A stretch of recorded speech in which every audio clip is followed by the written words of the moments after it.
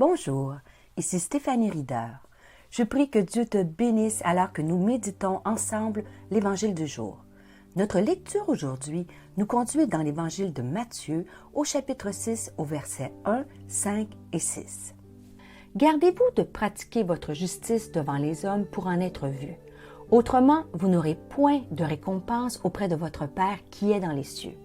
Lorsque vous priez, ne soyez pas comme les hypocrites qui aiment à prier debout dans les synagogues et au coin des rues pour être vus des hommes. Je vous le dis en vérité, ils reçoivent leur récompense. Mais quand tu pries, entre dans ta chambre, ferme la porte et prie ton Père qui est là dans le lieu secret, et ton Père qui voit dans le secret te le rendra. Les propos de Jésus sont tellement pertinents pour les temps dans lesquels nous vivons. Il faut avouer que cet enseignement est à contre-courant de tout ce que nous entendons ou voyons autour de nous. Nous sommes envahis par les médias sociaux qui nous incitent à montrer que les beaux côtés de nous-mêmes, à montrer des photos sur Facebook, Instagram de tous nos accomplissements, aussi bien professionnels, familiales et même spirituels, pour avoir encore plus d'amis virtuels. Je ne suis pas contre les médias sociaux, j'y suis moi-même, mais je crois qu'il faut sonder notre cœur alors qu'on les utilise. Nous sommes dans une société qui valorise le paraître et non l'être, et Jésus nous met en garde contre cela. Malheureusement, l'humilité, la vertu qui est question dans ce passage, est très peu valorisée aujourd'hui.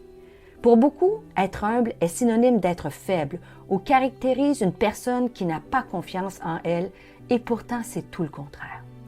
Il est important de pouvoir faire la distinction entre l'humilité et l'humiliation. Il faut bien comprendre que Dieu nous demande de vivre dans l'humilité et non dans l'humiliation. L'humilité consiste à se voir tel que nous sommes, avec nos forces, nos faiblesses et nos limites, sans s'élever ni s'abaisser. Une personne humble est quelqu'un qui connaît sa valeur et qui n'a pas besoin de dénigrer les autres ou de se placer au-dessus des autres pour se faire reconnaître, apprécier et aimer. Quand je suis bien avec moi-même, je ne cherche pas à m'élever au-dessus des autres, je cherche à élever les autres. Je t'encourage dans les prochains jours à rechercher l'humilité, à élever les autres au lieu de t'élever toi-même, même si les gens autour de toi cherchent à se vanter ou à se promouvoir, reste humble et souviens-toi que Dieu voit dans le secret. Je te laisse avec ce magnifique verset trouvé en Proverbes, chapitre 22 au verset 4.